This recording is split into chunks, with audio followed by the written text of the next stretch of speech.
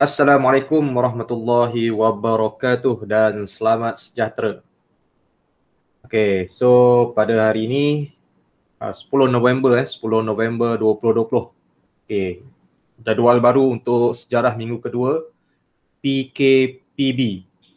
Yang akan berlangsung, yang akan diteruskan selama sebulan sehinggalah tamat persekolahan. Maknanya awak belajar kat rumah sampai habis sesi persekolahan 2020.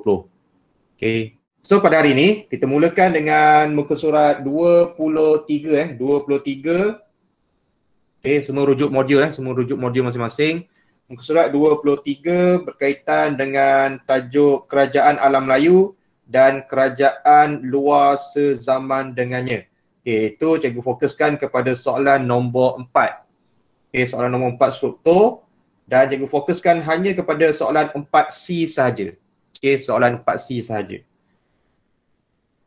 Iaitu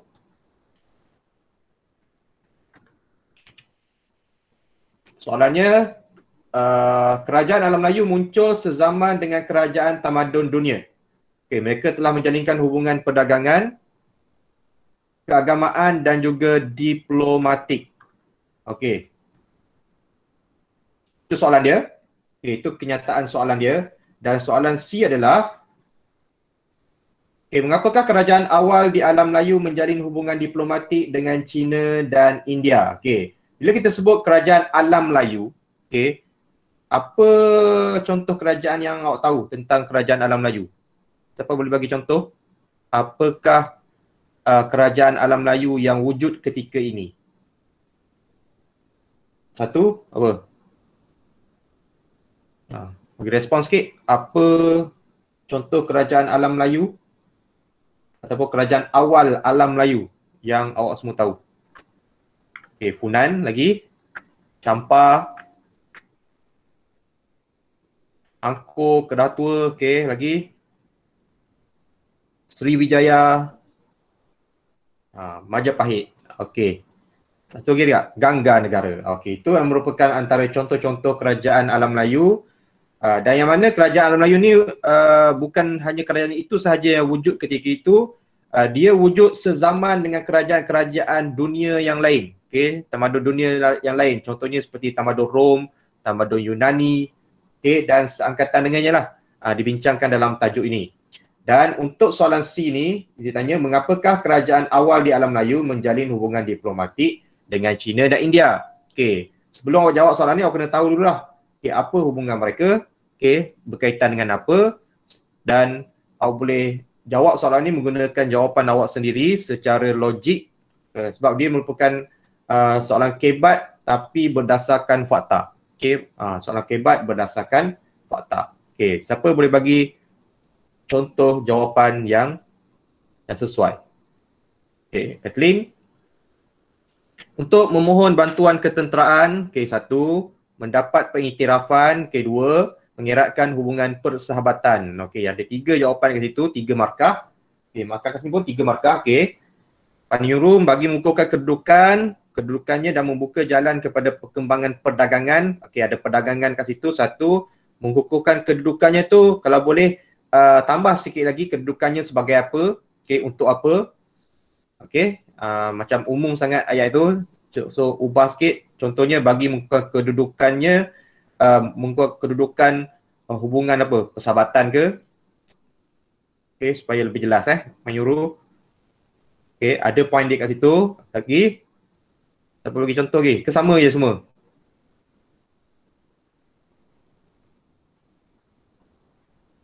Mengukuhkan hubungan keagamaan. Boleh. Tambah lagi markah. Untuk hubungan keagamaan. Bagi memperkembangkan laluan perdagangan. Perdagangan Afiq. Ada point perdagangan kat situ. Keagamaan ada. Persahabatan dah ada. Pengiktirafan pun dah ada. Ketenteraan pun dah ada. Itu antara jawapan lah. Yang lain sebenarnya sama je kot. Kita tengok apa jawapan yang diberikan oleh skema jawapan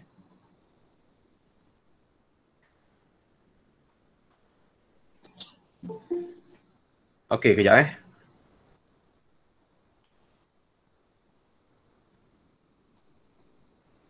Okey, yang pertama sekali yang mengukuhkan kedudukan pemerintah. Okey, yang tadi macam penyuruh kata menentukan kedudukannya. Kedudukannya siapanya tu? Okey, bukan kedudukan pemerintah.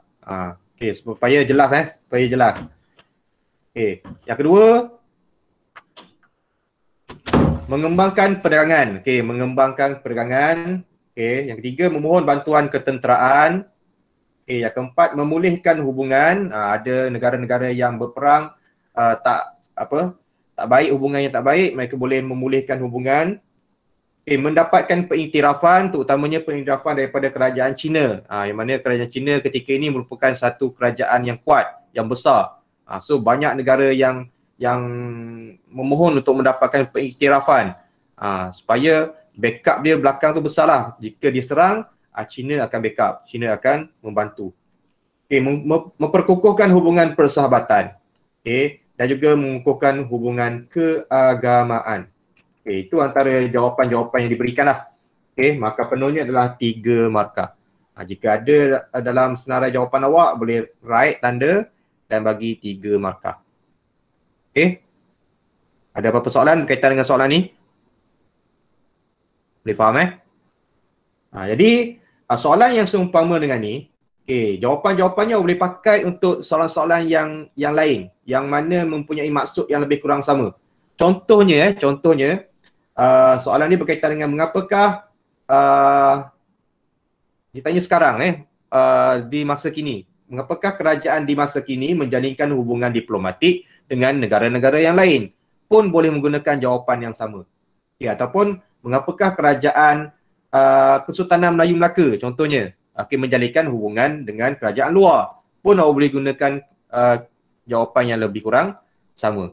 Okay, membawa maksud yang sama. So jawapan ni adalah jawapan yang standard, yang fleksibel lah, boleh digunakan untuk mana-mana soalan yang mempunyai maksud yang sama, iaitu mengadakan hubungan luar dengan kerajaan ataupun negara-negara yang lain. Awak boleh pakai jawapan ni. Okay, sesuaikan dengan soalan.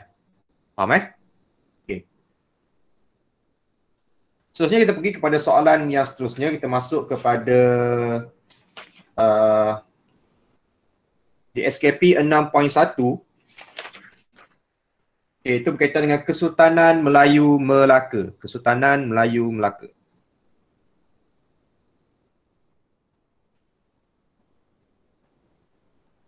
Okay, untuk subtopik ataupun tajuk Kesultanan Melayu Melaka, pertama sekali cikgu fokuskan kepada pengasasan Kesultanan Melayu Melaka.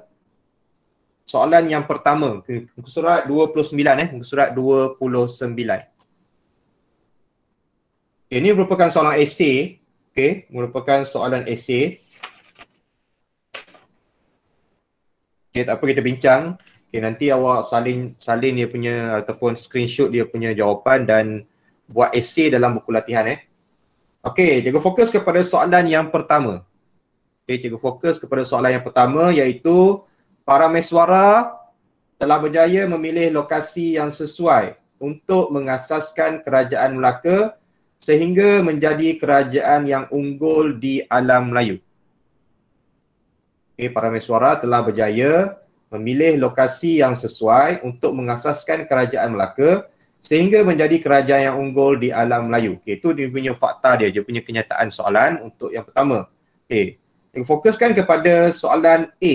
Soalan A, jelaskan faktor Parameswara memilih Melaka sebagai lokasi kerajaannya. Okay, dia punya soalan dia, jelaskan faktor ataupun soalan boleh gunakan perkataan sebab.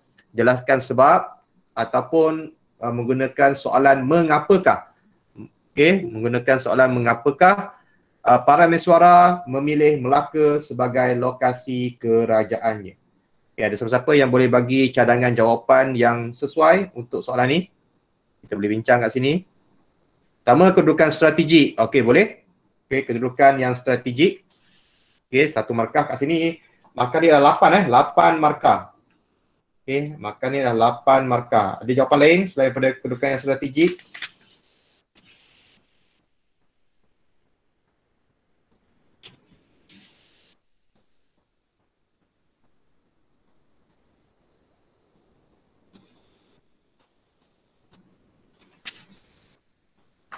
Okey, tengok. Afiq kata sesuai disebabkan mempunyai ciri-ciri yang sesuai. Sesuai disebabkan ciri yang sesuai. Apa yang ciri-ciri yang sesuai tu, Afiq? Umum sangat, Afiq. Okey, umum sangat. Kathleen, pusat perdagangan, okey, boleh terima. Satu markah. Terlindung angin monsun, okey, satu markah. Benteng pertahanan, okey, satu markah. Ada 3 markah kat situ, Kathleen. Okey, boleh buat sebagai ayat nanti jelaskan dalam bentuk ayat. Okey, Panyuru, kedudukan Melaka di laluan perdagangan timur dan antara timur dan barat, satu markah. Membolehkannya mengawal laluan kapal dagang, 2 markah. Okey, ada 2 jawapan kat situ Panyuru yang boleh cikgu terima. Okey, ada 2 markah kat situ. Ada lagi jawapan lain. Terlindung daripada angin monsun, okey, ada markah je kat situ. Bentuk muka bumi, okey, umum sangat. Siapa ni? Kitnai. Okay, umum sangat bentuk muka bumi tu, bentuk muka bumi yang macam mana? Mendatar ke, berbukit bukau ke, berair ke? Okay, so jelaskan lagi. Mempunyai ciri-ciri yang sesuai. Afiq, sesuai macam mana, Afiq? Okay, kedudukan strategik terlindung dari angin monsun. Okay, 2. Pokok api-api, kan pokok-pokok api pokok api-api. Okey, pokok api-api tu sebagai apa? Apa nak sebut macam mana? Loy Yushun. Loy Yushun. Okey, pokok api-api sebagai apa? Kena sebut sebagai apa pusat perdagangan. Okey, ada markah. Okey, so kat situ juga boleh bagi 2 markah lah. Sebab pokok api-api tu tak jelas. Seperti benteng pertahanan. Okey, boleh Fik. Benteng pertahanan boleh markah. Laluan perdagangan, laluan kapal dagang. Okey, mengawal laluan kapal dagang. Okey, boleh 2 markah kat situ. Okay, benteng pertahanan yang semula jadi seperti pokok bakau dan api-api. Itu yang paling jelas, yang paling tepat. Okay, Lee Zheng Wei, okay, 1 markah kat situ. Bentuk muka bumi yang berbukit bukau yang boleh menjadi benteng semula jadi dan panduan kapal dagang. Ada 2 markah kat situ, Lau Chin Yen. Okay, bentuk muka bumi yang berbukit bukau, okay, menjadi benteng semula jadi, okay, 1 markah. Dan panduan kapal dagang, okay, 1 markah, 2 markah. Okey, Layuzan, cikgu dah jawab ni bentuk mungkin yang berbukit bukau. Okey, awak dah jelaskan kat situ. Mudah untuk mendapatkan bekalan air bersih.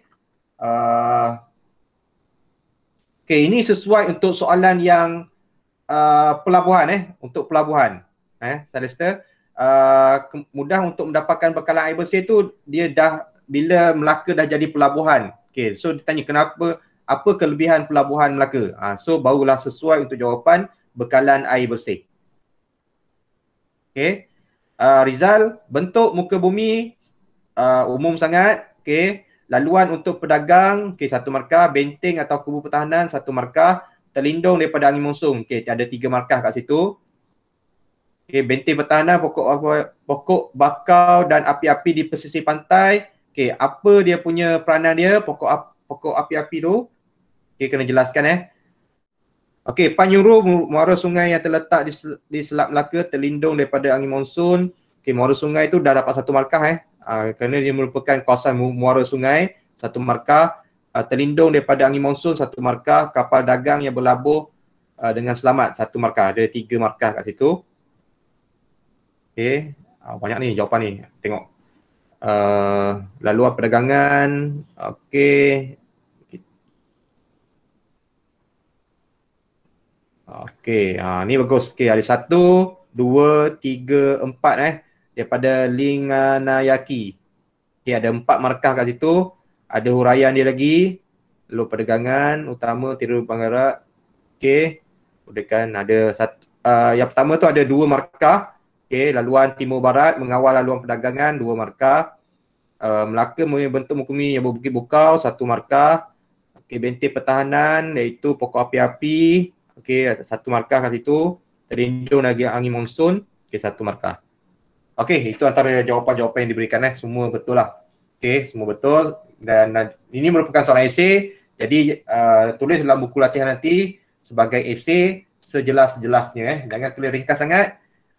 Kalau boleh, kalau ada contoh bagi contoh, kalau tak ada contoh pun tulis sebagai satu ayat yang lengkap. Okey, contoh antara jawapan yang diberikan. Lokasi yang strategik. Okey, yang strategik itu yang pertama lah. First. Laluan perdagangan timur antara timur dan dengan barat, okey, perdagangan utama antara timur dan barat, membolehkan pemerintah Melaka mengawal laluan kapal dagang, okey, bila melalui Selat Melaka tu. Bentuk muka bumi yang berbukit bukau, okey, sesuai dijadikan benteng pertahanan, okey. So kat situ sebenarnya ada dua markah tu, bentuk muka bumi yang berbukit bukau sesuai dijadikan benteng pertahanan. Okey, dua. Okey, selain daripada itu, bukit menjadi panduan kapal dagang. Selain daripada benteng pertahanan, bukit juga menjadi panduan kapal dagang. Dulu kalau kat laut dia tak ada signboard, dia tak ada Melaka 300 km, tak ada. Okey. So dia lebih kepada panduan semula jadi. Jadi antara panduan semula jadi yang digunakan adalah bukit bukau yang ada di sekitar itu. So tengok bukit itu adalah Melaka. Dia lebih kepada panduan semula jadi. Okay, seterusnya antara jawapan dia, pokok bakau dan api-api di pesisir pantai menjadi pelindung semula jadi.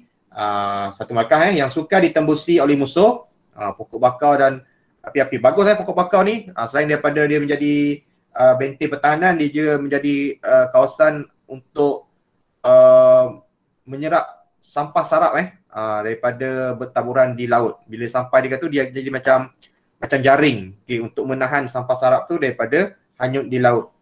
Jadi kita boleh kutip sampah tu di kawasan pokok bakau. Itu kelebihan dia lah kalau kita belajar geografi.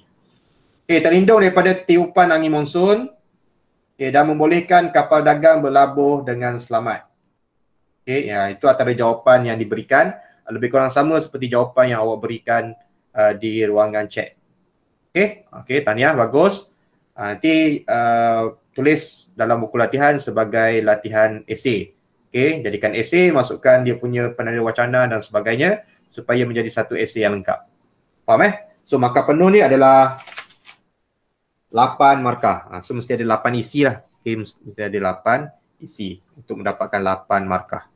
Okay, ada soalan berkaitan dengan soalan ni? Okay, tak ada Okay, so kita teruskan untuk soalan yang seterusnya. Okay, soalan seterusnya adalah cikgu fokus kepada DSKP yang sama. Okay, Kesultanan Melayu Melaka untuk soalan yang kedua. Okay, untuk soalan yang kedua, tajuknya adalah Kegemilangan Kesultanan Melayu Melaka. Okay, Kegemilangan Kesultanan Melayu Melaka. Okay, rujuk pada soalan yang kedua Okay, soalan kedua berbunyi, Kerajaan Melayu, Kerajaan Melayu Melaka mencapai kegemilangannya di bawah sistem pentadbiran institusi kesultanan. Di bawah sistem pentadbiran institusi kesultanan. Itu dia punya kenyataan soalan dia. Dan untuk soalan ini, cikgu fokuskan kepada soalan 2B. Soalan 2B sahaja, iaitu bandingkan sistem pentadbiran Kerajaan Kesultanan Melayu Melaka dengan Kerajaan Malaysia pada hari ini. Bandingkan sistem pentadbiran Kerajaan Kesultanan Melayu Melaka dengan Kerajaan Malaysia hari ini. Ini pun merupakan soalan esei Soalan esei yang membawa markah 8 markah. Bila soalan yang berbentuk bandingkan, maksudnya awak kena bandingkan, awak kena ada dua jawapan. Satu adalah jawapan yang berkaitan dengan Kesultanan Melayu Melaka. Satu lagi adalah dengan sistem pentadbiran Kerajaan Malaysia pada hari ini. Dua cerita yang awak kena ceritakan dalam soalan ini. Kalau awak ceritakan hanya Kesultanan Melayu Melaka, walaupun awak memberikan 8 isi, awak cuma boleh mendapat separuh markah sahaja. Kalau awak bagi 8 isi, cikgu right semua, tapi markahnya adalah 4 markah sahaja kalau betul semua. Faham kalau awak berikan Malaysia sahaja pun sama. Awak akan dapat separuh markah sahaja. Jadi sebetulnya adalah awak kena huraikan kalau 8 markah, 4 isi tentang Kesultanan Melayu Melaka dan 4 isi daripada sistem pentadbiran Kerajaan Malaysia pada hari ini. Faham so kat situ kita dah tengok kita lihat dah ada cadangan jawapan diberikan oleh Kathleen. So antara cadangan jawapan dia kita baca satu persatu lah. Awak boleh bagi cadangan jawapan awak di ruangan komen, dia orang check kat sini, kita boleh bincang sama-sama apa jawapan dia. Okey, first kali kita bincang dulu Kesultanan Melayu Melaka. Okey, Kesultanan Melayu Melaka. Apa sistem pentadbiran kerajaan Kesultanan Melayu Melaka? Okey, tengok jawapan itu dulu. Nanti baru kita tengok yang kedua, sistem pentadbiran kerajaan Malaysia pada hari ini.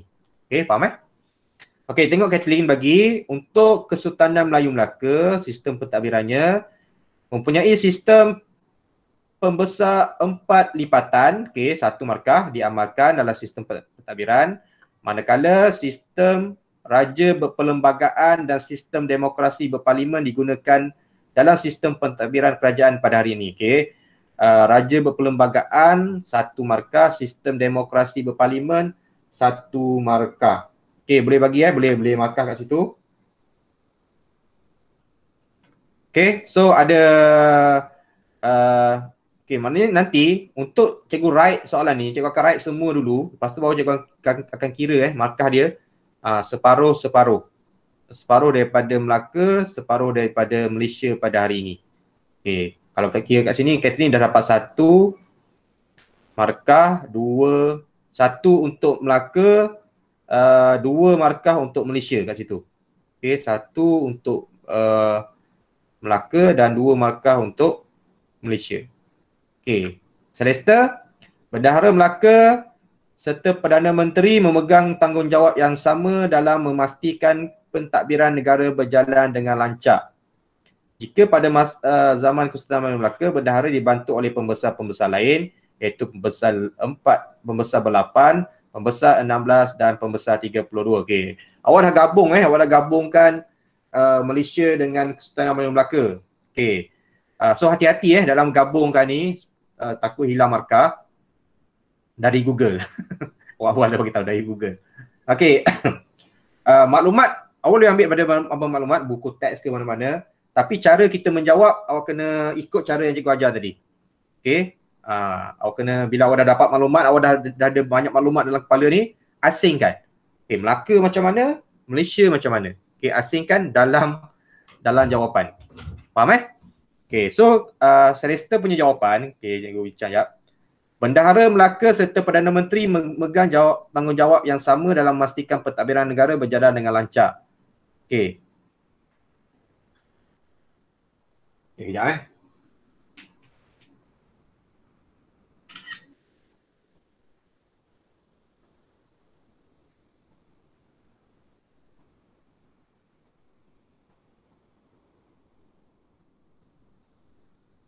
Okey.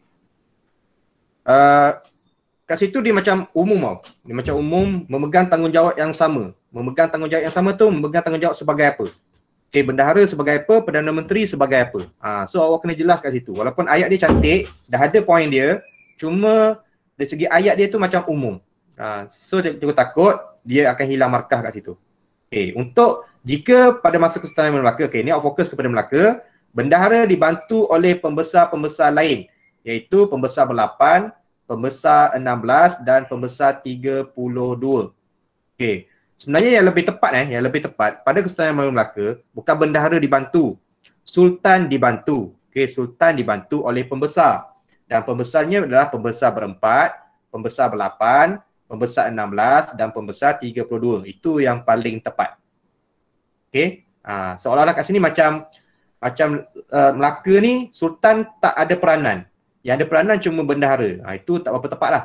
Sebab pada zaman Kesultanan Melayu Melaka, sultan adalah yang paling, peranan dia paling besar. Dia yang menggerakkan.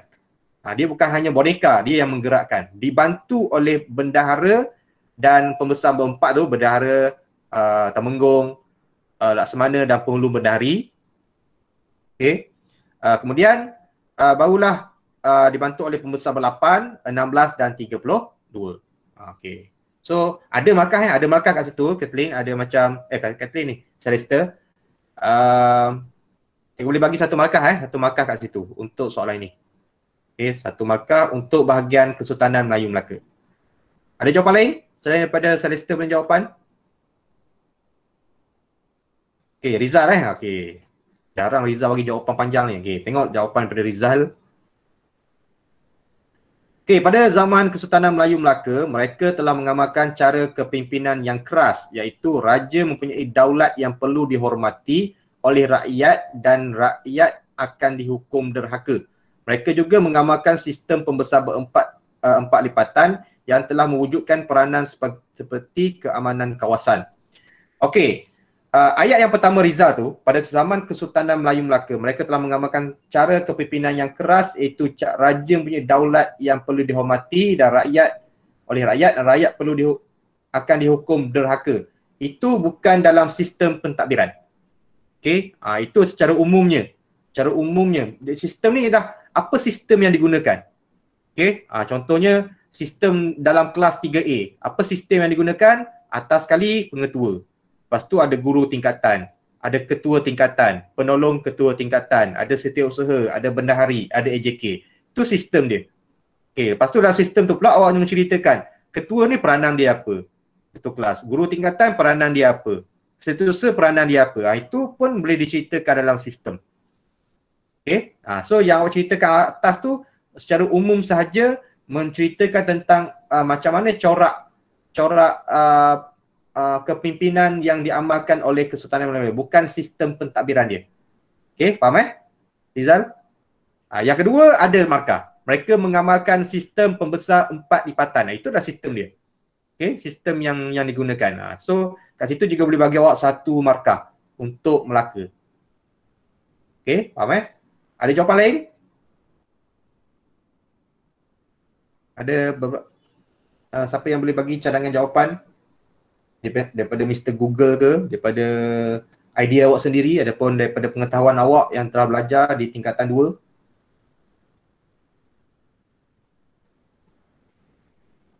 Okey, kita pergi kepada Malaysia lah. Okey, Melaka tak ada, kita dah ada beberapa markah dia. Lebih kurang sama markah Rizal dengan Celeste untuk Melaka adalah kepada sistem pembesar empat lipatan, satu. Celeste dah bagi yang kedua ni, dibantu oleh pembesar berempat, ber-8, 16 dan 32. Itu poin yang kedua. Okey, untuk Melaka. Selain daripada itu, ada siapa bagi? Kathleen bagi. Sama seperti Rizal. Okey, pembesar empat lipatan. Okey, untuk Melaka. So kita dah ada 3 markah lah. 2 markah untuk Melaka. Ada lagi tak cadangan jawapan untuk sistem pentadbiran kerajaan Kesultanan Melayu Melaka? Okey. Kalau tak ada, kita pergi kepada apa sistem pemerintahan kerajaan Malaysia pada hari ini. Siapa boleh bagi contoh? Okey, sistem pentadbiran kerajaan Malaysia pada hari ini.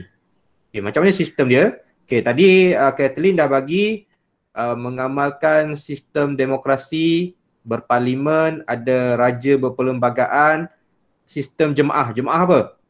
Jemaah. Jemaah apa, Tizeng Wei? Jemaah surau ke? Jemaah masjid ke?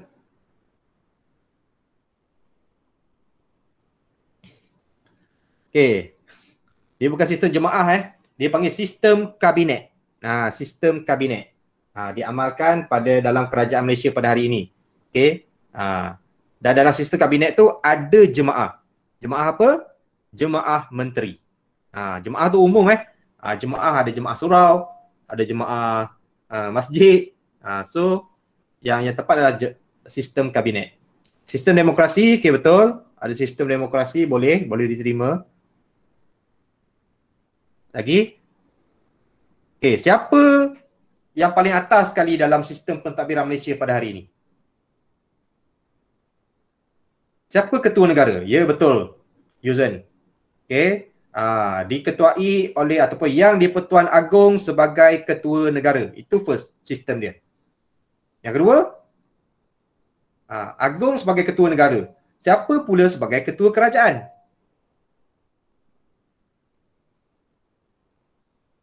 Siapa boleh bagi jawapan? Agong sebagai ketua negara. Poin yang kedua, Perdana Menteri. Betul, Romawala. Okey. Perdana Menteri sebagai ketua kerajaan. Poin yang kedua. Okey.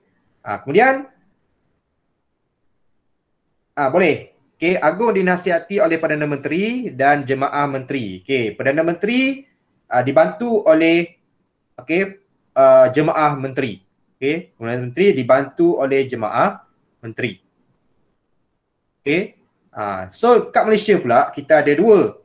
Satu pentadbiran di peringkat pusat, satu lagi pentadbiran di peringkat negeri. Tadi awak dah ceritakan pentadbiran di peringkat pusat. Agong sebagai ketua negara, Perdana Menteri sebagai ketua kerajaan negara.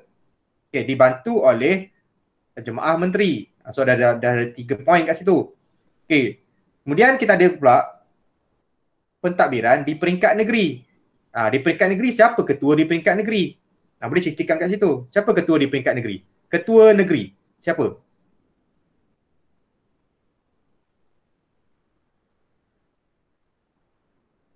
Itu dah siapa ni? Jabatan Perdana Menteri itu dah masuk dalam Jemaah Menteri dah. Okey. So markah dia kat situ. Anyway. Okey, Rama Mala, Sultan. So boleh masukkan negeri diketuai oleh Sultan. Ataupun boleh buat kalau awak tak ingat Sultan, awak ingat di Negeri Sembilan dia yang di Pertuan Besar, boleh. Ataupun di Melaka tak ada Sultan, diketuai oleh diketuai oleh yang di Petua Negeri, pun boleh. Okey. Melaka Sultan dibantu oleh pembesar seperti Temenggung. Okey, betul. Sultan merupakan ketua kerajaan. Okey, itu Melaka. Malaysia selain dari pembesar, Sultan juga dibantu oleh geng-gengsi yang memainkan peranan masing-masing. Perdana Menteri sebagai ketua kerajaan. Satu markah, yang atas tu umum sangat Yang atas tu, yang Malaysia atas tu umum sangat. Okey. Sultan ni sebab Malaysia dia ada dua, Agong dengan Sultan. Agong di peringkat negara, Sultan di peringkat negeri. So sepatutnya jawapan yang lebih tepat, Sultan berkuasa di setiap negeri, okey, di peringkat negeri dan dibantu oleh siapa? Kalau Perdana Menteri di peringkat negara, di peringkat negeri siapa ketua kerajaan dia? Menteri Besar ataupun Ketua Menteri. Itu jawapan yang lebih tepat lah untuk sistem pentadbiran di Malaysia. Okay, so kita tengok beberapa contoh skema jawapan yang boleh cikgu share kat sini. Nanti screenshot dan buat essay. Okay, tengok dulu sistem pentadbiran Kerajaan Kesultanan Melayu Melaka. Okay, pentadbiran Melaka yang pertama, Sultan berada di puncak sistem pemerintahan. Atas sekali Sultan. Okay, Sultan berkuasa autokratik. Autokratik maksudnya segala segala undang-undang, segala peraturan ditetapkan oleh Sultan. Okay, Sultan yang putuskan. Okay. Sultan melantik pembesar untuk membantu dalam pentadbiran. Sultan yang melantik pembesar, okay, untuk membantu dalam sistem pentadbiran. Okay, itu di Melaka. Kemudian pentadbiran Melaka berasaskan sistem pembesar 4 lipatan. Okay, 4 lipatan ni ada 4 lipatan. Okay, lipatan yang pertama, lipatan yang kedua, lipatan yang ketiga, lipatan yang keempat. Itu maksudnya lipatan ataupun 4 tahap lah. 4 tahap. Izzal, cikgu bacakan jawapan skema dulu. Okey, yang keempat adalah Sultan dibantu oleh pembesar berempat, itu dia punya lipatan yang pertama, pembesar berlapan, lipatan yang kedua, pembesar 16, lipatan yang ketiga, dan pembesar 32, itu lipatan yang keempat. So pembesar berempat, berlapan, pembesar 16, pembesar 32, itulah sistem pembesar 4 lipatan.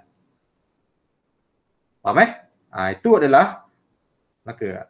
Dan pembesar ini merupakan pentadbir kerajaan di peringkat pusat, jajahan, daerah, mukim dan kampung. Pembesar-pembesar inilah yang bertanggungjawab menjadi pembesar di peringkat negara. Pembesar berempat adalah di peringkat negara, berlapan di peringkat jajahan ataupun daerah, pembesar 16 di peringkat mukim dan pembesar 32 adalah di peringkat kampung, iaitu penghulu dan ketua-ketua kampung.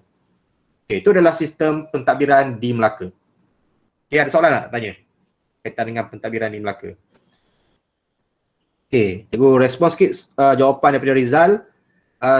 Setiap negeri menyerahkan sebahagian kuasa seperti kewangan, pertahanan, pendidikan, luar negara dan lain-lain lagi seperti tercatat di dalam Perlembagaan Malaysia untuk ditadbir oleh Kerajaan Malaysia. Menyerahkan. Itu dah mendalam sangat tu, Rizal. Okey, jawapan awak tu dah kalau jawapan untuk menerangkan tentang Perlembagaan Malaysia lebih sesuai. Okey, sebab jawapan untuk soalan B ni simple je.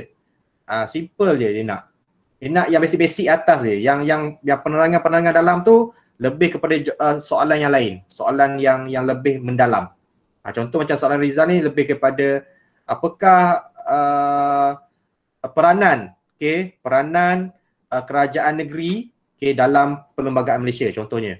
Pun boleh diberikan jawapan seperti mana yang Rizal bagi. Faham Rizal?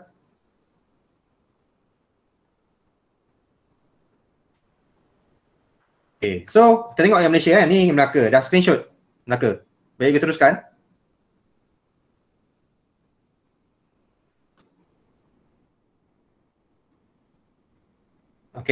So tengok pula yang Kerajaan Malaysia. Ada satu lagi. Tugas utama pembesar ialah mewujudkan sistem pentadbiran yang berkesan. Itu adalah screenshot lagi sekali. Ada satu lagi jawapan kat bawah tu. Tapi tak apa, ni dia bagi 1, 2, 3, 4, 5, 6. 6 jawapan So maka dia 8. Dia 8 jago cuma maksimum dia guna 4 lah daripada Kerajaan Melaka. So pilih. Boleh pilih mana yang senang nak ingat. Senang nak ingat daripada 6 jawapan yang diberikan. Dah Ilana? Boleh kita teruskan Ilana? Seterusnya sistem pentadbiran Malaysia. Sistem pentadbiran Malaysia. Yang pertama sekali, yang di-Pertuan Agong sebagai Ketua Negara. Simple je jawapan dia. Malaysia atas sekali Agong, Ketua Negara, dibantu oleh Perdana Menteri sebagai Ketua Kerajaan. Dia lain awak jangan tukar tu ni. Kadang-kadang soalan ni keluar dari soalan objektif pun ada. Siapakah yang menjawab ataupun di bawah X? X ialah Ketua Kerajaan. Apakah X? Ada yang tulis yang di-Pertuan Agong. So hati-hati. Yang di-Pertuan Agong, Ketua Negara. Perdana Menteri, Ketua Kerajaan. Ini basic tapi boleh salah jika tak berhati-hati. Seterusnya, Perdana Menteri dibantu oleh Jemaah Menteri. Yang tadi yang Lee Zeng Wei bagi ni. Sistem jemaah. Jemaah apa? Jemaah Menteri. Wujud pentadbiran Kerajaan Pusat. Maka dan negeri diketuai oleh Sultan ataupun Raja ataupun yang di-Pertuan Besar ataupun yang di-Pertua. Mana-mana cikgu terima. Awak tulis semua pun cikgu terima, tulis salah satu pun cikgu terima. Sebab ada negeri yang menggunakan Sultan sebagai Ketua Negeri, yang menggunakan gelaran Sultan. Ada negeri yang menggunakan gelaran Raja, contohnya Perlis.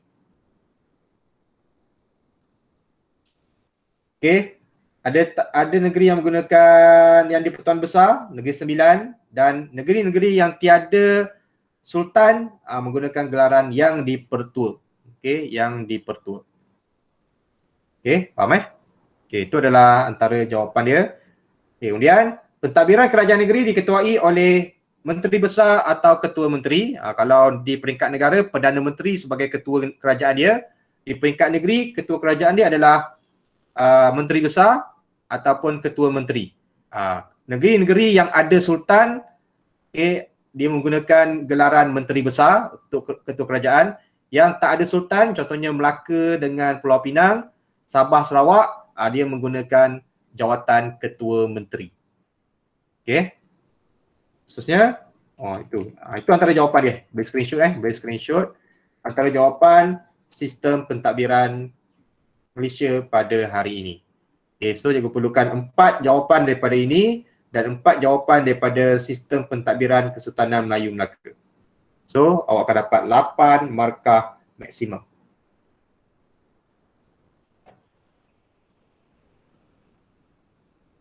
Alright. So ada apa-apa soalan? Berkaitan dengan soalan 2B.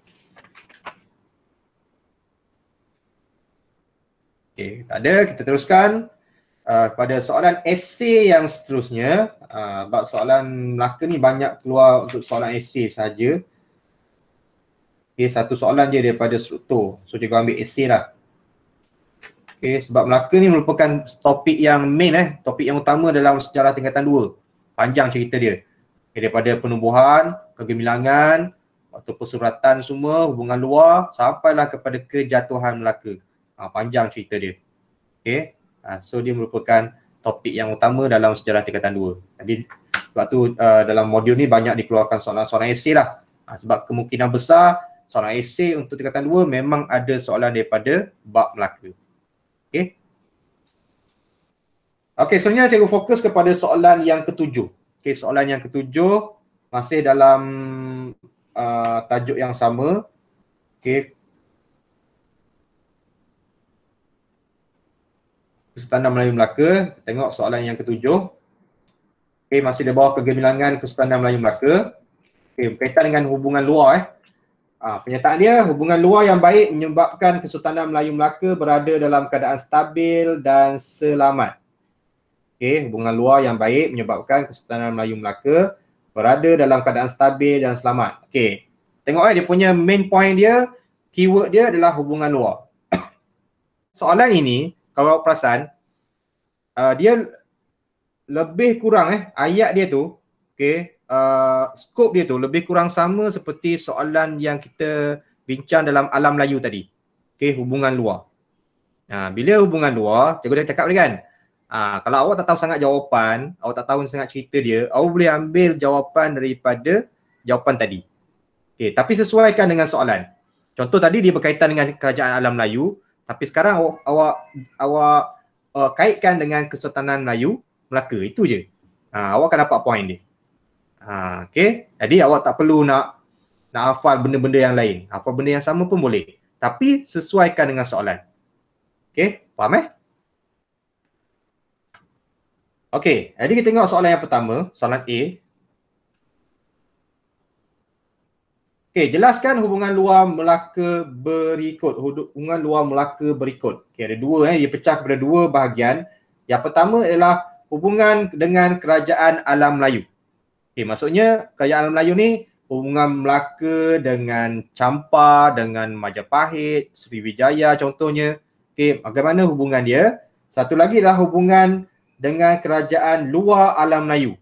Luar alam Melayu contohnya dengan kerajaan Cina, dengan kerajaan India. Okay, itu antara hubungan yang wujud antara kerajaan Melaka dengan kerajaan yang luar daripada alam Melayu. Okay, kita fokus dulu kepada hubungan dengan kerajaan Melayu. Okay, boleh jelaskan apa hubungan-hubungan yang wujud dengan kerajaan alam Melayu? Siapa boleh bagi contoh? Okay, Kathleen, hubungan dengan alam Melayu seperti, okay, yang pertama, Majapahit, okay, terjalin melalui hubungan perkahwinan, satu markah. Okay, hubungan dengan Demak berlaku berdasarkan penyebaran Islam, dua markah kat situ, Kathleen. Okay, so dia nak dua markah kan? Okay, betul, dua markah kat situ. Ada jawapan lain selain daripada dua hubungan tu? Ada tak hubungan lain? Ada satu lagi ke hubungan. Okay, Majapahit dah ada, Demak dah ada. Satu lagi. Pasai. Hubungan dengan Pasai. Siapa ada idea? Siapa ada contoh jawapan hubungan dengan kerajaan Pasai? Berkaitan dengan apa? Ada contoh lain? Boleh mohon bantuan Mr. Google? Ada lagi, betul. Pasai ada, Makassar ada. Okay. Hubungan Pasai adalah hubungan diplomatik atas dasar sama taraf. Okay, betul Rizal. Okay, satu markah kat situ. Okay, dasar sama taraf. Okay, searching. Okay, Makassar satu lagi. Makassar. Okay, apa hubungan Melaka dengan Makassar? Berkaitan dengan apa?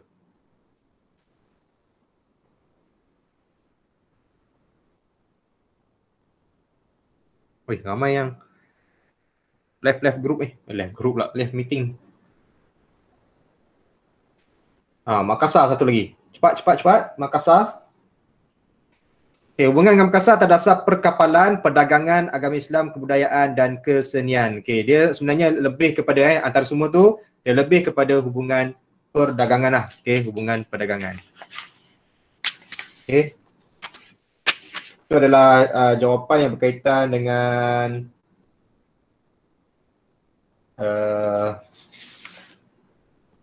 hubungan dengan kerajaan alam Melayu. Hubungan dengan kerajaan alam Melayu. Okay, tengok dia punya contoh jawapan. Okay, antara contoh jawapan dia.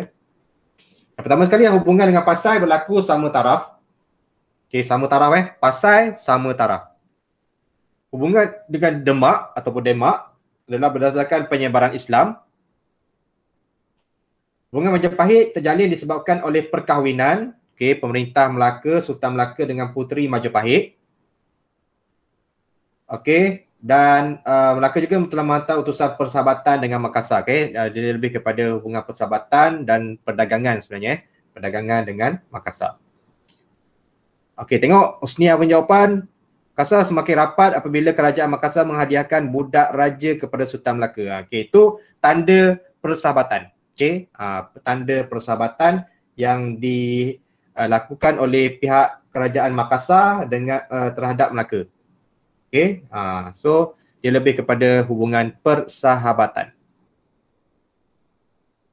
Boleh? Boleh faham? So ada 1, 2, 3, 4 4 hubungan alam Melayu yang berkaitan dengan Melaka, 1 dengan Pasai, 1 dengan Demak, 1 dengan Majapahit dan 1 dengan Makassar. So kalau keluar soalan yang macam ni, cikgu harap boleh jawab lah. Okay, so boleh jawab dengan betul. Jangan kadang dia dah betul, dia dah tulis hubungan dengan Pasai, Demak semua tu. Cuma dibagi hubungan dengan Pasai berlaku atas dasar perkahwinan. So salah. Hubungan dengan Demak berlaku atas dasar sama taraf. So dia tak kena, isi dia tak kena. Dia punya hubungan dengan negara tu dah betul. Tapi sebab dia tak betul. Jadi salah juga. Jadi kena betul Pasai sebab apa, Demak sebab apa, Majapahit sebab apa dan Makassar sebab apa. Faham Okay, tengok yang kedua. Kita lihat yang kedua. Hubungan dengan kerajaan luar alam Melayu. Okay, siapa boleh bagi contoh jawapan? Okay, yang pertama hubungan dengan Ryukyu, ataupun sekarang Jepun, negara Jepun, ialah secara diplomatik dan perdagangan. Okay, betul. Husnia, 1 markah. Okay, Melaka menjalankan hubungan diplomatik, persahabatan dan perdagangan dengan China, 1 markah. Siam dengan Melaka juga menjalankan hubungan diplomatik dan perdagangan. Okay, 2 markah Kathleen kat situ. Okay. Husnia tadi 1 markah. Boleh Jepun pun betul. Ada lagi tak? Maksudnya itu kot. China, Ryukyu, Siam. Okay, sama Rizal, sama macam Kathleen bagi Siam. Okay, tengok dia punya contoh jawapan dia. Yang pertama, hubungan dengan China berbentuk diplomatik, persahabatan dan perdagangan. Okay, 1 dengan China. Yang kedua dengan Ryukyu, Ryukyu berbentuk hubungan diplomatik juga dan perdagangan. Okay, sama. Okay, Ryukyu ni sekarang dah dikenali sebagai Jepun, negara Jepun. Melaka menjalinkan hubungan dengan Siam atas dasar diplomatik dan perdagangan, sama. Okay, so dekat sini dia lebih kepada 3 negara, iaitu China, Ryukyu dan Siam. Alasan dia lebih kurang sama. Okay, kalau tulis semua diplomatik pun betul, tulis perdagangan semua pun betul. Okay, so dia lebih kepada 2 hubungan itu, diplomatik dan perdagangan. Cuma dengan China ni dia lebih sikit, dia ada hubungan persahabatan. Sebab itulah nanti ada perkahwinan antara pemerintah Melaka dengan puteri daripada China. Okay. Contoh seperti Puteri Hang Lipo. Okay. Tu daripada puteri daripada negara China. Okay. Rizal bagi jawapan. Hubungan Siam, sama tadi. Kepimpinan Johor Riau mengekalkan kedaulatan kerajaan dengan mengadakan perjanjian persahabatan dengan pihak Belanda. Okay. Itu dah melangkaui tajuk lain Celeste. Johor Riau. Kita bincang sekarang adalah Melaka. So jangan hati-hati menyebabkan walaupun isi dia betul, jawapan awak boleh jadi salah kerana salah fakta. Okay. So Mr. Google salah bagi maklumat. Hubungan perdagangan dengan Pegu, Luzon, Gujarat, Samarinda dan Bengal. Okey, itu pun boleh. Okey, itu antara hubungan-hubungan yang jauh lah. Okey, hubungan yang jauh yang melibatkan perdagangan. Okey, tapi yang utama yang dibincang secara lebih detail dalam buku teks adalah 3. Awak ambil 3 ni pun dah cukup. China, Yu dan juga Siam. Okey, dah screenshot jawapan. Yang tadi dah screenshot yang hubungan dengan alam Melayu. Okey. Seterusnya soalan 7B. Okey.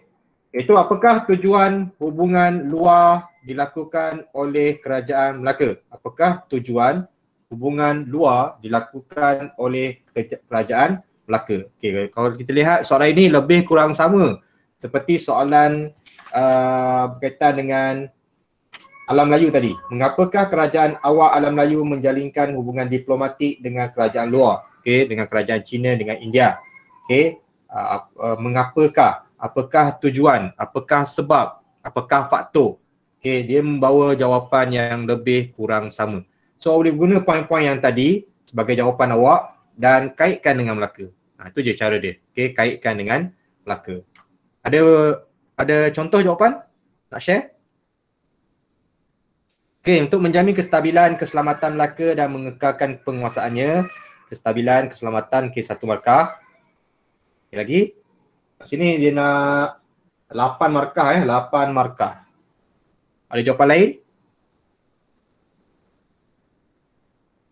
Okey, yang Kathleen bagi tu dari segi keselamatan dari segi keselamatan. Okey, apa lagi? Hubungan apa? Kenapa perlu diadakan hubungan luar dengan negara-negara luar? Okey. Hubungan dengan negara-negara luar. Diplomatik, okey, betul. 1 markah. Hubungan diplomatik. Ekonomi, okey, boleh. Chia Jiangming Chia Jiangming, betul. Ekonomi, boleh. Ada poin kat situ, 1 markah.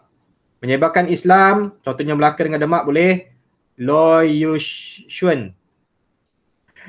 Cikgu takut nak sebut nama awak. Okey. Menjamin keamanan dan kemakmuran Melaka, menjamin kemakmuran Melaka, keselamatan, kemakmuran, ada markah khususnya, 1 markah. Okey, mewujudkan perkembangan melalui pusat perdagangan dan pusat penyebaran agama Islam, perdagangan 1 markah, penyebaran agama Islam 1 markah, 2 markah kat situ Rizal. Untuk mengembangkan kegiatan perdagangan, contohnya Siam membekalkan Mayu, bekalan Jajati, beras dan markah. Okey, ada markah kat situ. Chin En. Okey. Perdagangan, ada contoh 2 markah kat situ. Ini membantu kemunculan Melaka sebagai pusat penyebaran Islam, 1 markah. Boleh. Whatever lah, tak pernah betul.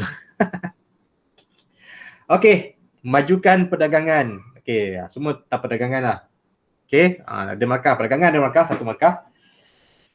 Ada lagi? Jawapan-jawapan lain? Okey, so semua sekali ada 8 So, apakah jawapan yang diberikan oleh skema jawapan? Okey, yang pertama sekali mengukuhkan persahabatan. Okey, mengukuhkan persahabatan. Dia punya keyword dia adalah persahabatan. Yang kedua, memajukan ekonomi. Boleh. Nanti awak buat ayat lah. Ayat yang panjang sikit lah. Okey, ayat yang panjang sikit. Memajukan ekonomi. Menjamin kestabilan politik. Okey, menjamin kestabilan politik. Mengukuhkan keselamatan kerajaan. Dari segi keselamatan. Menggalakkan kedatangan pedagang luar. Okey, kita berbaik dengan luar, jemput mereka datang untuk menaikkan lagi ekonomi, memajukan lagi ekonomi. Merapatkan hubungan dengan kerajaan-kerajaan Islam yang lain, menyebarkan Islam, penyebaran Islam. Membantu untuk mendapatkan bantuan ketika peperangan. Contohnya kita minta bantuan daripada China dan sebagainya. Okay, untuk ketika kita diserang oleh musuh. Dan mendapat pengiktirafan kerajaan yang lebih besar seperti kerajaan China. Okey, ini antara jawapan-jawapan yang diberikan. Okey, berkaitan dengan tujuan hubungan luar yang dilakukan oleh kerajaan Melaka. Okay, menamatkan ancaman daripada Majapahit. Boleh dari segi keselamatan. Okey, dari segi keselamatan boleh Husnia menamatkan ancaman daripada Majapahit dengan mengadakan hubungan dengan kerajaan China. Boleh. Okey, itu dari segi keselamatan lah. Okay, ataupun ada segi bantuan bantuan ketika peperangan, boleh. Okay.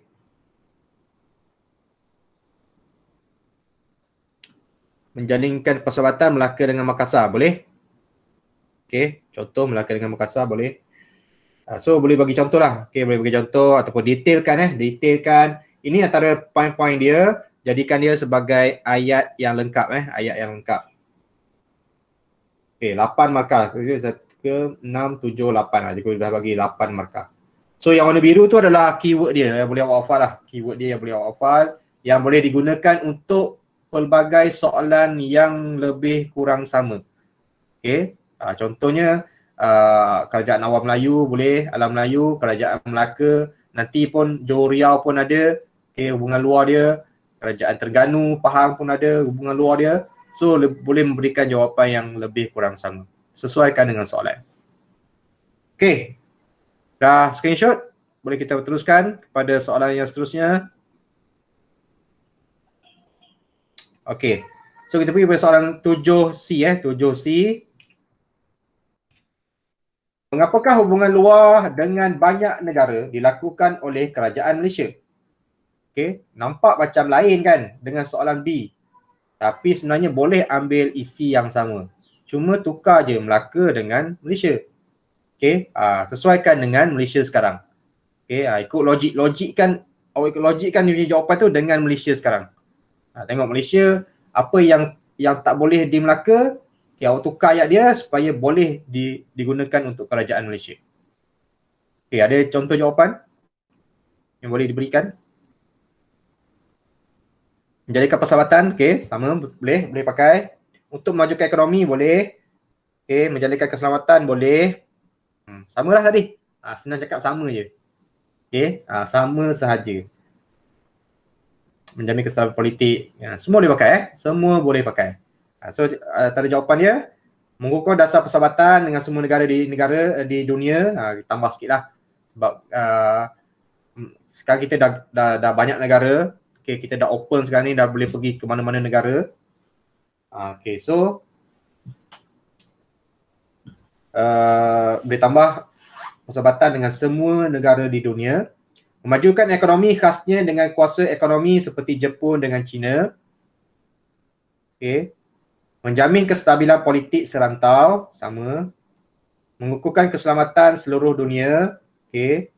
Boleh bagi contoh lah seperti join PBB dan sebagainya. Menggalakkan kedatangan pedagang luar, sama juga untuk merancangkan ekonomi, kita perlukan pelabur-pelabur daripada luar. Merapatkan hubungan dengan negara-negara Islam untuk menyebarkan Islam, untuk memperkukuhkan Islam. Okay, itu antara jawapan yang diberikan oleh skema jawapan. Lebih kurang sama seperti mana jawapan di B tadi. Okay, persahabatan, ekonomi, politik, keselamatan, perdagangan luar, negara-negara Islam. Okay, dan ada beberapa lagi lah jawapan yang boleh awak guna. Okey, contoh tengok Rizal untuk menaikkan taraf ekonomi. Sama Rizal, memajukan ekonomi. Okey, dan memajukan ekonomi yang lebih stabil. Sama lah tu, awak putar-putar pun dia menjurus kepada memajukan ekonomi. Itu point dia. Okey, ada soalan? Untuk ada apa-apa masalah dengan soalan ni? Saya tak faham ke? Kalau mendapatkan sumber bahan macam mana tu Afiq? Jelaskan lagi Kalau sumber bahan seperti biji timah ke apa, itu adalah memajukan ekonomi. Okay, memajukan ekonomi.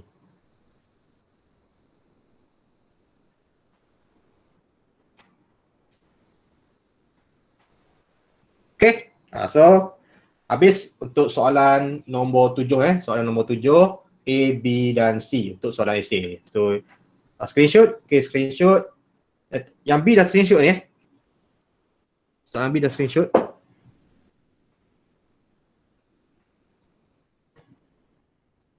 Okay, so jadikan dia sebagai soalan essay dalam buku latihan.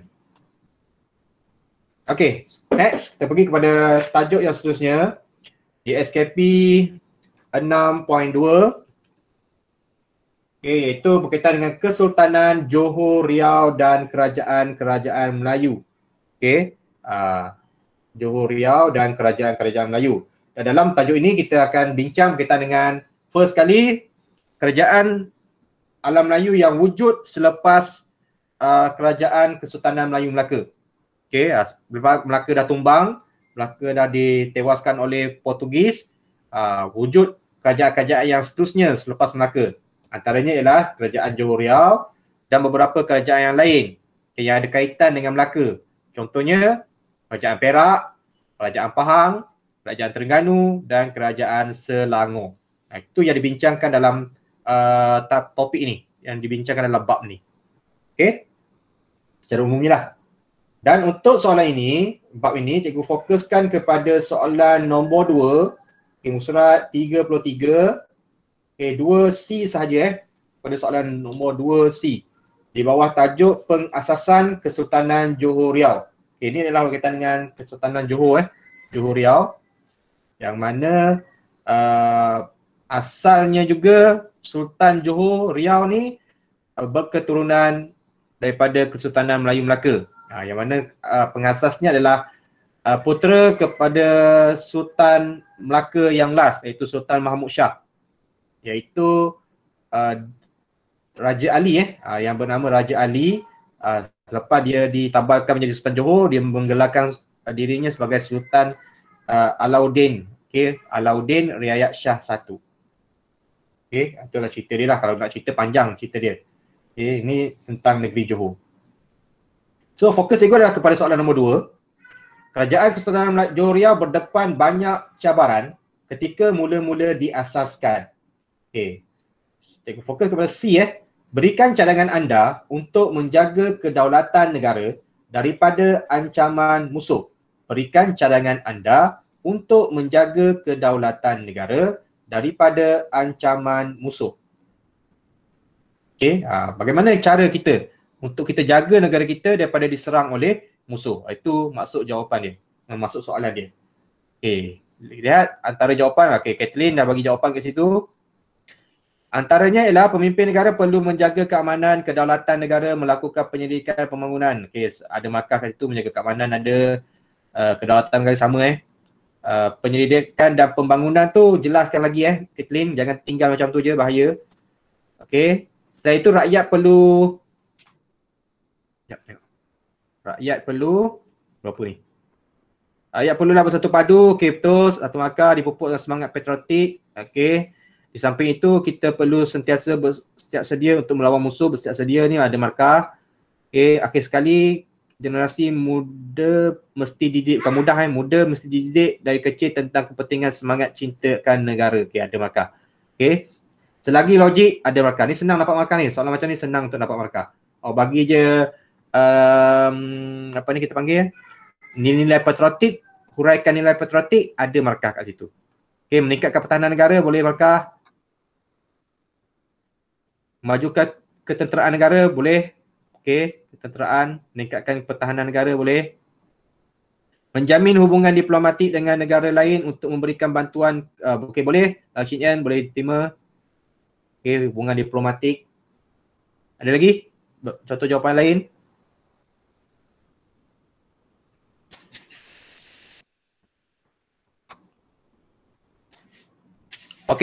So cikgu listkan dia punya contoh jawapan yang diberikan. Yang pertama sekali, mengukuhkan hubungan diplomatik yang Chin Yan bagi last tu dengan kuasa-kuasa yang kuat. Supaya kita dapat ada backup daripada rakan-rakan yang lain jika kita diancam oleh musuh. Yang kedua, menghalang campur tangan kuasa asing di dalam pentadbiran negara. Kita jangan biarkan kuasa asing masuk. Itu adalah pengajaran daripada apa yang berlaku ketika zaman kedatangan kuasa barat dulu. Yang kita belajar di tingkatan 3. So pengajaran dia, contohnya kita sekarang sebagai pentadbir ataupun pemerintah negara, kita mesti menghalang campur tangan daripada kuasa asing. Yang ketiga, memantapkan perpaduan rakyat pelbagai kaum, perpaduan ataupun bersatu padu. Mengukuhkan angkatan bersenjata, ketenteraan boleh. Itu antara jawapan yang diberikan. 4 jawapan. Sebab kat sini 4 markah. Tengok Yushun. Rakyat perlu taat setia kepada Sultan, mengelakkan musuh mengambil masalah di negara kita sebagai alasan untuk menguasai negara kita. Taat setia boleh. Itu nilai-nilai patriotik, taat setia kepada raja, boleh pakai, boleh digunakan. Ada markah. Menjalinkan hubungan dengan negara yang berkuasa untuk memohon bantuan ketenteraan, boleh. Itu adalah hubungan diplomatik, hubungan diplomatik ketenteraan, boleh. Satu markah. Ada soalan lain? Ataupun ada jawapan lain yang nak di-sharekan? Kalau tak ada, boleh screenshot. Kita teruskan kepada soalan yang seterusnya. Dan habis ni. So, habis. Okay. So, kita pergi kepada soalan yang seterusnya. Soalan yang terakhir. Soalan yang terakhir. Itu cikgu ambil pada soalan esei soalan nombor 5. Muka surat 35 dalam modul. Di bawah tajuk kelangsungan Kesultanan Melayu Melaka. Kelangsungan Kesultanan Melayu Melaka. Soalan nombor 5. Kesultanan Melayu Melaka diteruskan secara langsung di Pahang dan Perak, manakala pengasasan Kesultanan Terengganu dan Selangor merupakan kesinambungan daripada Kesultanan Johor Riau. Itu fakta dia. Maksudnya keempat-empat negeri sebenarnya ada kaitannya dengan Melaka asalnya. Walaupun dah jauh-jauh, tapi semua sekali itu berasal daripada diteruskan daripada Kesultanan Melayu Melaka. So yang paling dekat dengan Melaka adalah Pahang dengan Perak, manakala Selangor dengan Terengganu dia melalui Kesultanan Johor Riau. Itu dia punya penyataan dia. So soalan yang pertama, jelaskan latar belakang pengasasan kerajaan berikut. Yang pertama adalah kerajaan Kesultanan Terengganu dan Kesultanan Selangor.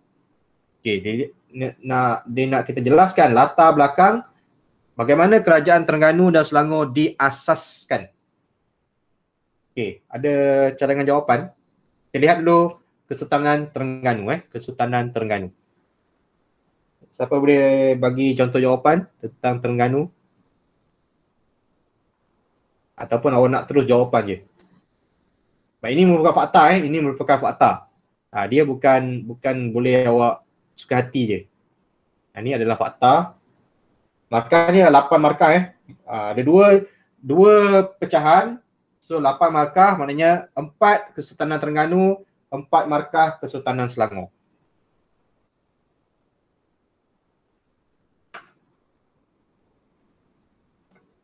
Kathleen bagi Terengganu, wilayah naungan Kesultanan Johor Riau sejak abad ke-16. Tun Zainal Abidin mengasaskan Sultan Terengganu dengan gelaran Sultan Zainal Abidin I. Ada markah, 1 markah, 2 markah kat situ. 2 markah. Sultan Zainal Abidin I mendirikan pusat pemerintahan yang pertama di Tanjung Baru. Wilayah Terengganu semasa diasaskan meliputi dari Kemaman hingga Besut. Itu adalah pengasasan. Boleh terima boleh terima. Semua tu adalah antara idea-idea dia. Dia sebenarnya lebih kepada bagaimana boleh adanya Kesultanan Terengganu. Itu lah soalan dia. Boleh wujudnya Kesultanan Terengganu. Sebab dulu Terengganu ni hanya wilayah dalam naungan kerajaan Johor Riau. Asalnya. Lepas tu diletakkan seorang pentadbir untuk mentadbir kawasan itu. Last kali barulah diiktiraf sebagai sebuah negeri. So pentadbir itu dilantik sebagai Sultan, iaitu Tun Zainal Abidin tu ditabalkan sebagai Sultan Terengganu. So dia bagi jawapan terus disebabkan ni fakta. Awak nak cari pun mesti melalui Google ataupun buku teks buku teks online ataupun buku teks soft copy. Yang pertama, diasaskan oleh keluarga diraja daripada keturunan Bendahara Johor Riau. Dia berketurunan daripada keturunan Bendahara Johor Riau. Terengganu ni asalnya daripada Bendahara Johor Riau. Walaupun dia bendahara tapi darah daging dia tu ada ada kaitannya dengan kerabat Kesultanan Melayu Melaka lah. Dia punya salah silah dia tu, darah keturunan dia ada daripada Kesultanan Melayu Melaka.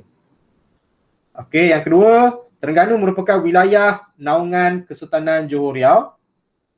Okey, ayat ni awak kena hafal sikit supaya ayat ni sebenarnya boleh pakai untuk Terengganu, boleh pakai untuk Selangor, nanti boleh pakai untuk Perak dan juga untuk Pahang.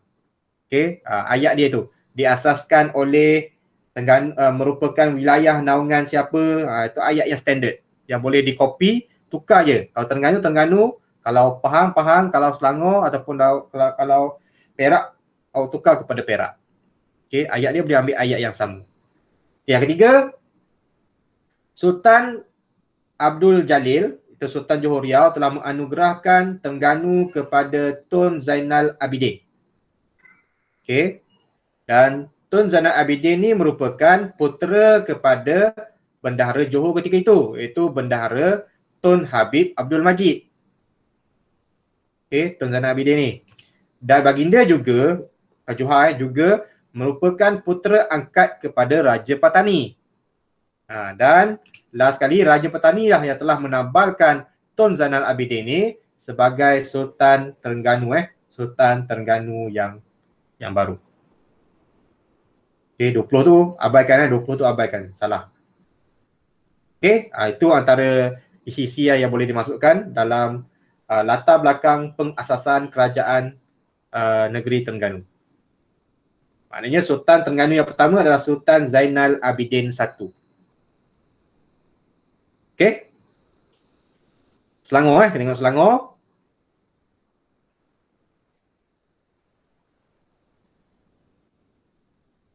Okay. Untuk Selangor, lihat beberapa jawapan yang diberikan. Daripada Salester dah bagi, Selangor merupakan sebahagian daripada wilayah naungan Kesultanan Johor Riau abad ke-16 pada abad ke-18. Masyarakat Bugis semakin ramai menetap di Selangor.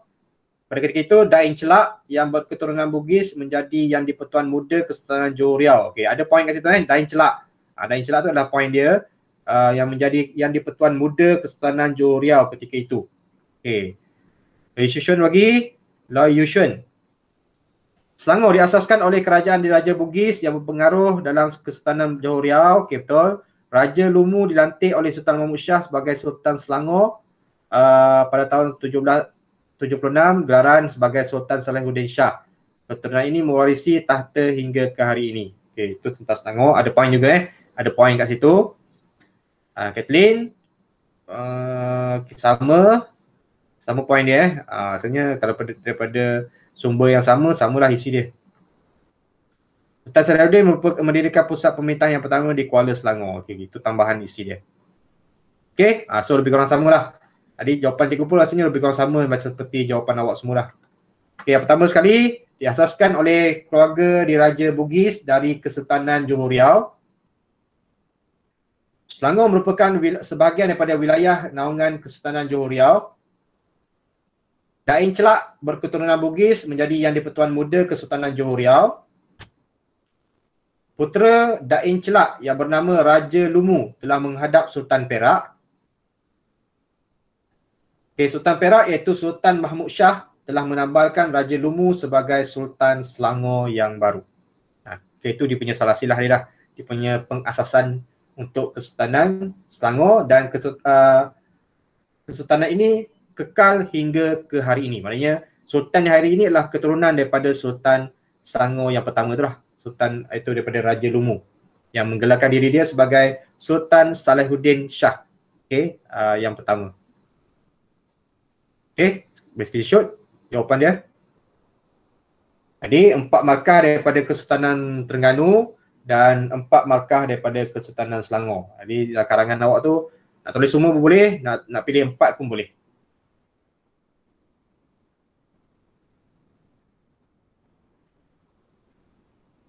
Okay, boleh juga teruskan kepada soalan yang seterusnya. Okay, next adalah soalan yang kedua, 5B. Bandingkan kemunculan Kesultanan Perak dengan Kesultanan Pahang Okey, bandingkan kemunculan Kesultanan Perak dengan Kesultanan Pahang. Okey, sebenarnya soalan ni lebih kurang sama je seperti A. Tadi dia suruh kita bandingkan antara Kesultanan Terengganu dengan Selangor. Yang ni pun sama juga. First aku kena huraikan macam mana munculnya Kesultanan Perak, kemudian aku kena huraikan bagaimana munculnya Kesultanan Pahang. Cerita dia lebih kurang sama. Ayat pun boleh gunakan ayat yang sama seperti jawapan di A. Okey, jawapan di A. Cuma markah dia 6. Bila 6, 3 untuk Perak, 3 untuk Pahang. Okey, 6 markah, 3 untuk Perak, 3 untuk Pahang. Okey. So kita tengok dulu kemunculan Kesultanan Perak. Ada cadangan jawapan daripada awak?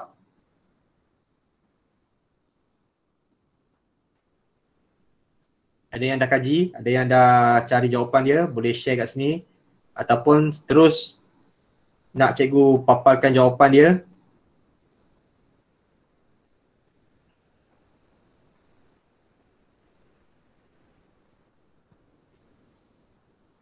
Jadi kalau kaji sejarah ni seronok sejarah negeri-negeri Melayu ni. Dia macam mana dia asal daripada Melaka, kemudian boleh ada salah silah dia daripada Melaka sehinggalah habis keturunan Melaka, sambung bendahara dan seterusnya sampai ke hari ini. Siapa Sultan Perak yang pertama?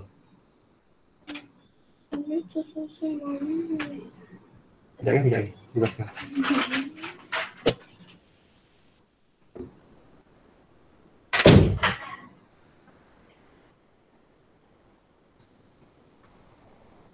Okey, Sultan Perak merupakan anak yang kedua. Okey, anak yang kedua daripada Sultan Mahmud Shah Melaka. Anak yang pertama Raja Ali yang menjadi Raja Sultan Johor Riau yang pertama. Raja Muzaffar pula adalah anak yang kedua yang dijemput oleh pembesar Perak untuk dilantik sebagai Sultan Perak yang pertama di sana. Okay, so cikgu share terus jawapan dia. Okay, diasaskan oleh keluarga diraja Kesultanan Melayu Melaka. Itu asasnya. Perak merupakan sebahagian daripada wilayah naungan Kesultanan Melayu Melaka. Okay, ada poin kat situ, Zuan. Okay, Sultan Mahmud Shah meninggalkan Melaka dan bersemayam di Kampar, Sumatera. Pembesar Perak bernama Tun Saban dan Nahoda Kasim telah pergi ke Kampar menghadap Sultan Mahmud dan meminta seorang anak nenya untuk dibawa ke Perak dilantik sebagai Sultan Perak yang baru. Mereka telah menjemput putera Sultan Mahmud yang bernama Raja Muzaffar untuk ditabalkan sebagai Sultan Perak, bergelar Sultan Muzaffar Shah. Okay, itu adalah pengasasan kerajaan Kesultanan Perak. Okay, boleh? So dia adalah di bawah naungan Kesultanan Melayu Melaka dahulu. Okay, screenshot. Okay, boleh screenshot ataupun boleh copy Okay, seterusnya kita pergi kepada Kesultanan yang kedua, itu Kesultanan Pahang. Okay, kita terus bagi jawapan dia terus untuk soalan ni. Bandingkan kemunculan untuk Kesultanan Pahang. Ya, pertama sekali sama diasaskan oleh keluarga diraja Kesultanan Melayu Melaka. Dia direct dengan Melaka. Pahang merupakan sebahagian wilayah naungan Kesultanan Melayu Melaka. Tengok ayat dia sama je seperti di Perak tadi. Okay, kita ambil ayat yang sama je. Senang kita nak hafal. Diasaskan oleh keluarga diraja Kesultanan Melayu Melaka, merupakan sebahagian daripada wilayah naungan Kesultanan Melayu Melaka. Pada mulanya Seri Bijadiraja dilantik sebagai wakil untuk mentadbir Pahang. Asalnya Melaka melantik seorang pegawai dia, seorang pembesar dia untuk menjadi wakil sultan di negeri Pahang. Okay, wakil Sultan Melaka untuk mentadbir kawasan Pahang. Okay, kemudian semasa Melaka diperintah oleh Sultan Mansur Shah, Baginda telah menghantar puteranya iaitu Raja Muhammad untuk ditabalkan sebagai Sultan Pahang. Kemudian itu dia punya cerita dia. Itu dia punya cerita dia. Baginda telah menghantar puteranya Raja Muhammad untuk ditabalkan sebagai Sultan Pahang. Cukup. Untuk 3 poin. Bagaimana adanya sultan bagaimana wujudnya sultan di negeri Pahang adalah melalui Raja Muhammad iaitu putera Sultan Mansur Shah yang telah ditabalkan sebagai Sultan Pahang ketika itu.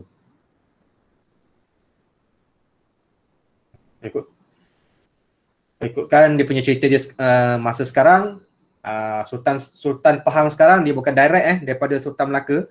Nanti ada cerita dia lagi lah. Yang mana Raja Muhammad nanti dia ada sampai satu tahap Sultan Pahang daripada keturunan Melaka ni dia dah tak ada zuriat, dah tak ada waris. Menyebabkan Sultan tu jatuh ke tangan kerabat bendahara. Sampailah ke hari ini. Itu berkaitan dengan Pahang lah. Kau boleh kaji lagi berkaitan dengan kerajaan negeri Pahang. Next adalah soalan, dah screenshot?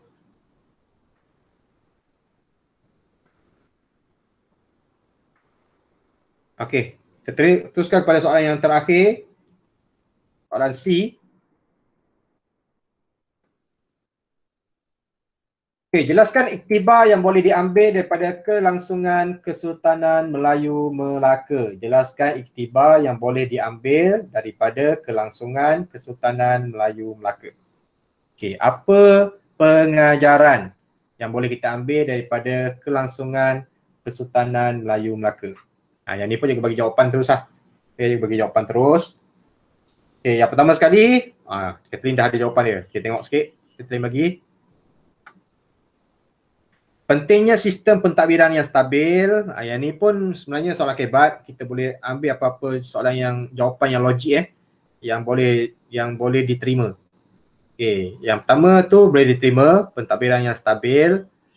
Bekerjasama untuk mempertahankan kedaulatan negara boleh. Rakyat perlu bersemangat patriotik, tak setia kepada pemimpin. Semuanya boleh diguna pakai Kathleen. Jadikan dia ayat yang lengkap je. Jadikan dia ayat yang lengkap. Ada 6 markah So pastikan ada 6 poin. 6 isi. Ada lagi cadangan jawapan? Ini antara contoh jawapan yang diberikan oleh skema jawapan untuk soalan yang macam ni kita start dengan ayat kita mesti ataupun kita mestilah. Pak iktibar kan. Kita mestilah apa? Yang pertama sekali, bertanggungjawab meneruskan tradisi bangsa agar diwarisi generasi kemudian. Kita mesti bertanggungjawab lah. Jangan kita biarkan macam tu je. Kita ada adat, kita ada budaya, kita ada tradisi. So jagalah tradisi itu supaya dapat terus diamalkan hingga ke generasi-generasi yang akan datang. Itu pengajaran yang pertama. Yang kedua, amanah dalam mengetengahkan warisan yang baik agar dapat dinikmati kebaikannya oleh rakyat. Apa-apa yang baik, apa-apa warisan yang baik, kalau boleh kita ketengahkan, kita teruskan supaya dapat diteruskan oleh generasi-generasi yang akan datang. Kebaikan tu dapat dinikmati oleh generasi-generasi yang akan datang. Perkara yang tak baik, jangan kita ketengahkan. Kita ketengahkan perkara-perkara yang baik. Itu maksud dia. Faham maksud mengetengahkan? Dia faham maksud mengetengahkan? Mengetengah ni maksudnya fokuskan ataupun kita bawa. Kita bawa perkara-perkara warisan yang baik tu diteruskan dari zaman ke zaman supaya dapat dinikmati kebaikannya oleh generasi-generasi yang akan datang ataupun rakyat. Dapat dinikmati oleh rakyat. Next. Bersungguh-sungguh mempertahankan warisan bangsa agar tradisi dapat dikekalkan. Bersungguh-sungguh mempertahankan warisan bangsa agar tradisi Melayu dapat dikekalkan. Yang keempat, tabah menghadapi cabaran walaupun generasi kini banyak dipengaruhi budaya barat. Walaupun sekarang dah moden, tapi kita kena tabah untuk menghadapi cabaran. Tetap juga kena jaga adat tu. Okay, adat Melayu, adat kesultanan, adat yang kita pegang daripada zaman datuk nenek kita kena tetap teruskan walaupun banyak cabaran yang mendatang pada masa sekarang. Sentiasa berwaspada kerana masyarakat barat ingin merosakkan budaya timur. Kita dulu penuh dengan budaya, penuh dengan adat istiadat, penuh dengan tata susila. Itu yang ingin dihapuskan oleh barat pada masa kini. Kalau dulu nak lalu depan orang tua, tunduk. Tunduk. Bercakap pun sopan santun. Guna perkataan kanda, dinda, ayahanda, bonda, patik. Kalau tu. Banyaklah ayat-ayat yang cantik yang digunakan pada masa dulu. Sekarang de, bro. Itu semua adalah budaya-budaya barat yang ingin merosakkan budaya timur. Nak pergi mana bro? Nak pergi mana de? Itu ayat-ayat masyarakat zaman sekarang. Kita tak nampak lah. Last sekali ialah bersatu padu rakyat dengan pemerintah agar budaya Melayu berteraskan Islam dapat dikekalkan. Bosku, betul. Jangan ni, bosku. Itu sekarang kan. Tu budaya-budaya sekarang tu. Ayat-ayat masyarakat sekarang. Ini antara jawapan-jawapan yang boleh awak gunakan. Yang boleh menjelaskan tentang iktibar yang boleh diambil daripada kelangsungan Kesultanan Melayu Melaka. Sebab dia berkaitan dengan adat, adat, istiadat semua. Itu yang perlu dijagalah. Itu yang perlu dijaga. Menjadi tanggungjawab kita lah sekarang ni untuk meneruskan kelangsungan itu untuk dinikmati oleh generasi-generasi yang akan datang. Boleh screenshot jawapan ni. Dan itu sahaja kot. Ada ke soalan lain? Itu sahaja untuk perbincangan kita pada hari ini berkaitan dengan sejarah tingkatan 2. Dan cikgu fokuskan apa yang kita bincang ni adalah cikgu fokuskan kepada apa yang penting lah untuk persediaan awak bagi peperiksaan akhir tahun. Kalau peperiksaan ini diteruskan, itu perkara penting yang perlu awak fokuskan lah. Supaya awak boleh menjawab soalan struktur dan esei yang berkaitan dengan sejarah tingkatan 2 dengan baik. Ada apa-apa soalan sebelum kita tamatkan kelas pada hari ini? So segala soalan-soalan esei yang kita bincang tu jadikan dia sebagai latihan di dalam buku latihan sejarah. Ada persoalan? Kalau tak ada, cikgu rasa setakat itu saja untuk hari ini. Sebelum tu, siapa-siapa yang belum mengisi borang kehadiran, setakat ni dah ada 20 orang yang dah mengisi kehadiran pada hari ini. Lebih daripada 20 orang. Kita ada tadi sampai 25 tadi sampai 25 orang, tolak 2. Sekarang ni ada 21 orang. So ada beberapa orang lagi yang belum mengisi kehadiran. Boleh isi menggunakan link yang cikgu share di ruangan chat dan juga di Google Classroom.